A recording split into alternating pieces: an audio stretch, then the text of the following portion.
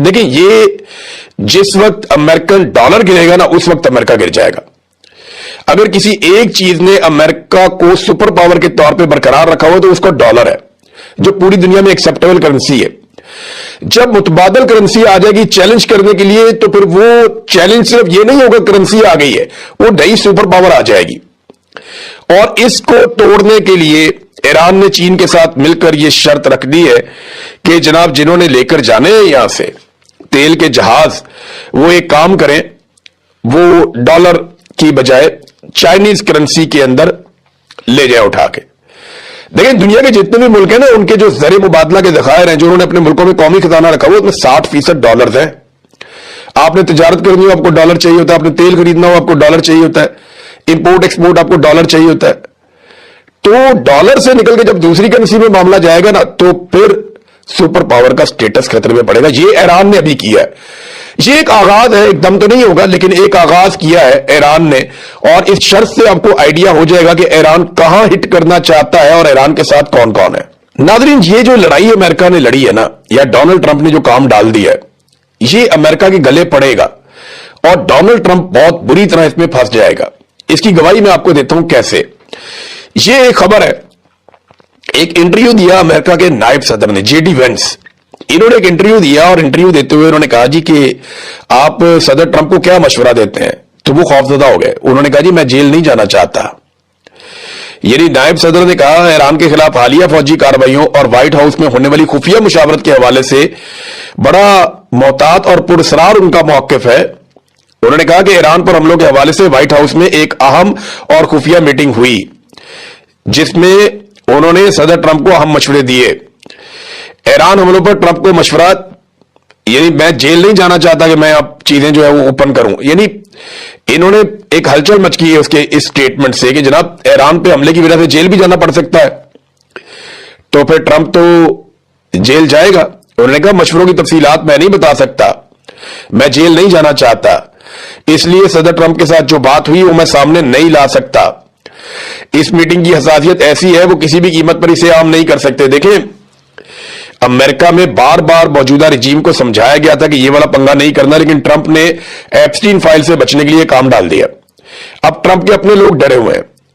एक मिथ ये है, और ये दावा किया जा रहा है, द टेलीग्राफ ने यह दावा भी किया है कि अमेरिकी वजीर जंग पीट हेग्सेथ, इनको जनाब ईरान जंग पे हटाया भी जा सकता है, क्योंकि सारी तनकीद का रुख इनकी तरफ जाएगा।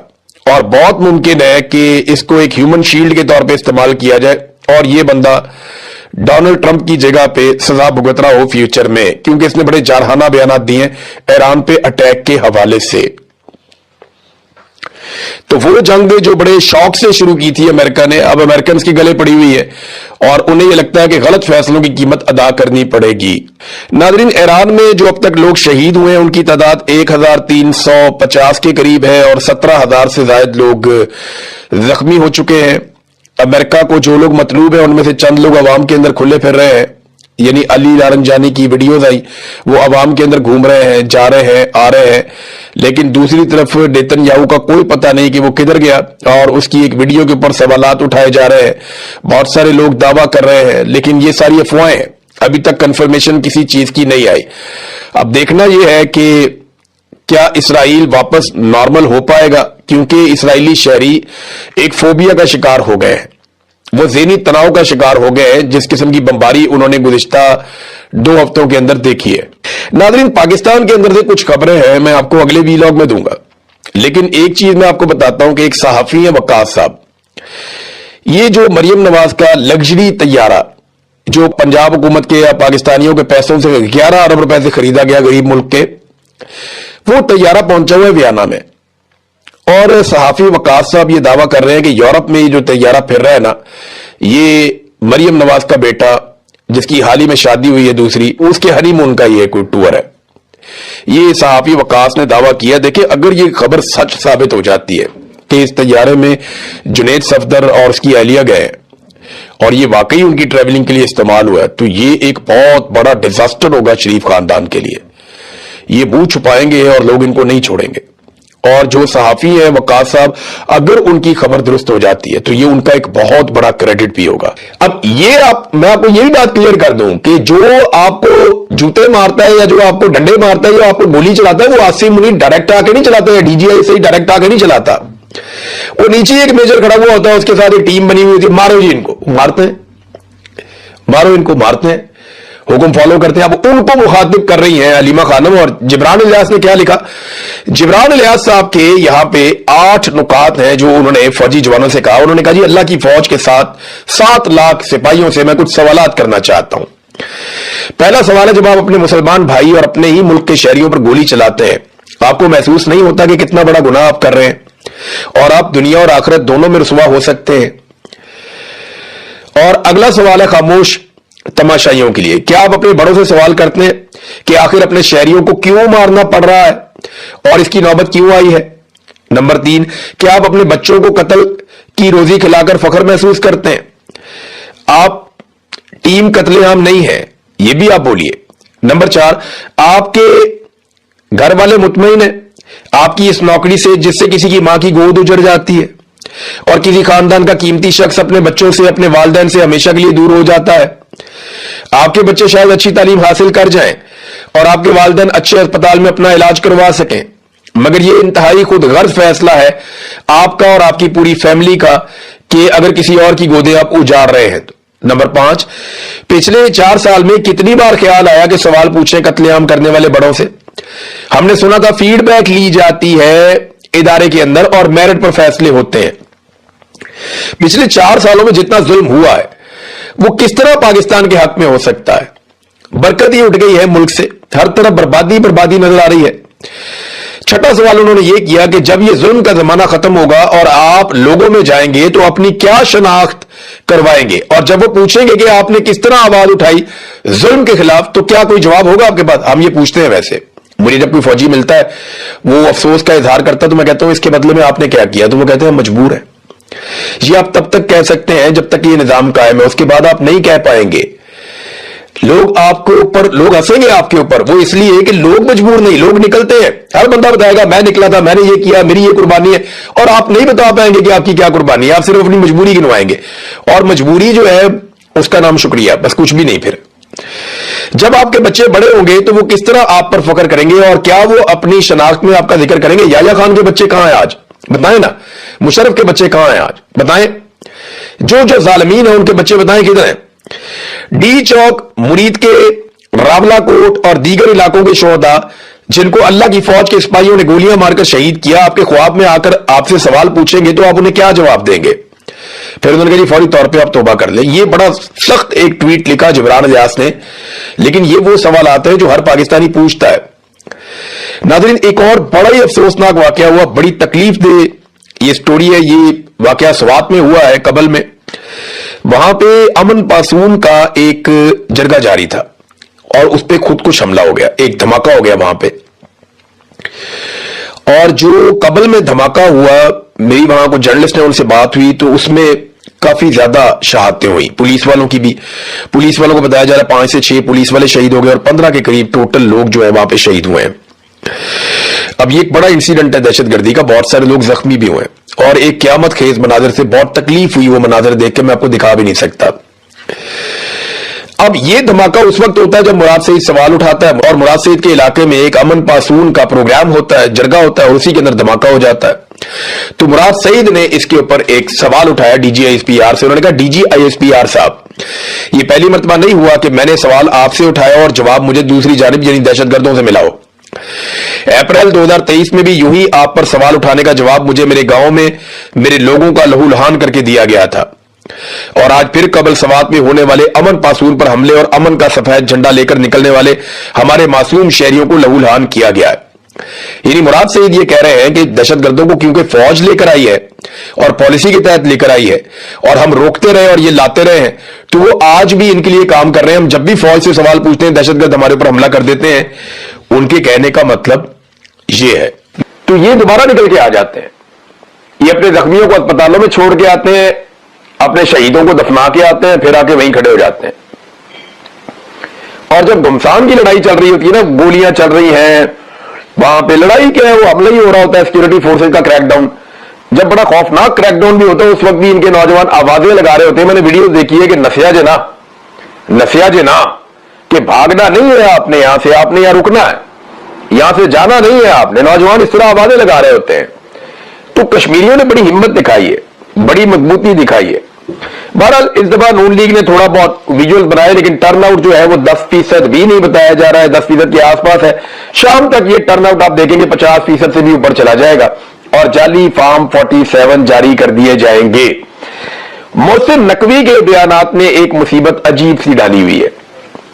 मोहसिन नकवी के स्टेटमेंट का एक हिस्सा मैं आपके सामने रखता हूं। उसने कहा कि फील्ड मार्शल के अमेरिका से जितने मर्जी ताल्लुकात अच्छे हो जाएं, अगर हमारा निजाम ठीक नहीं होगा तो कोई फायदा नहीं।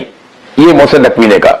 मेरी नजर में यह स्टेटमेंट ही गलत है कि फील्ड मार्शल के अमेरिका से ताल्लुकात जितने मर्जी अच्छे हो जाएं, हमारा निजाम ठीक नहीं होगा तो कोई फायदा नहीं। यह निजाम तब तक ठीक नहीं होगा जब तक कि फील्ड मार्शल या आर्मी चीफ अमेरिका से ताल्लुकात बनाना बंद नहीं करते। किसी आर्मी चीफ का, फील्ड मार्शल का, किसी सरकारी मुलाजिम का कोई हक नहीं है कि वो जाए और जाके एक दूसरे मुल्क के साथ ताल्लुकात बनाए। ताल्लुकात हमेशा दो मुल्कों में बनते हैं।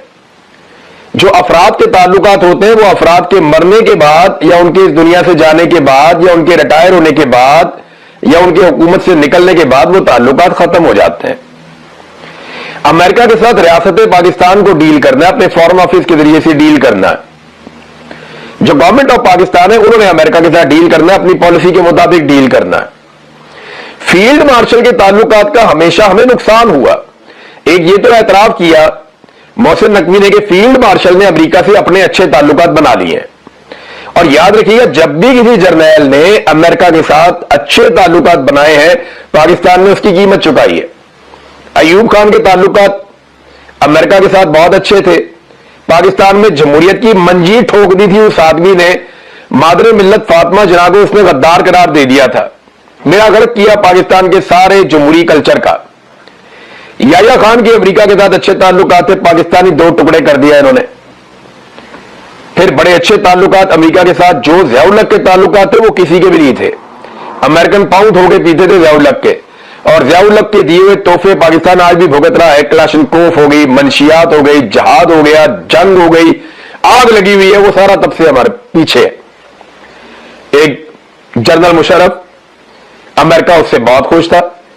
वो अमेरिकन लड़ाई लड़ रहा था सबसे पहले पाकिस्तान का नारा लगा के। अमेरिका उससे भी बड़ा राजी था और पाकिस्तान की। जब कभी किसी जरदैल के ताल्लुकात अमेरिका के साथ बने हैं ना, उसका नुकसान हमेशा पाकिस्तान को हुआ है। आज ये फील्ड मार्शल ने अमेरिका के साथ जाती ताल्लुकात बना लिए, पाकिस्तान को लगातार नुकसान हो रहा है। हमारी फौज जो है वो यमन के बॉर्डर पे खड़ी है, ये दावा सामने आ गया।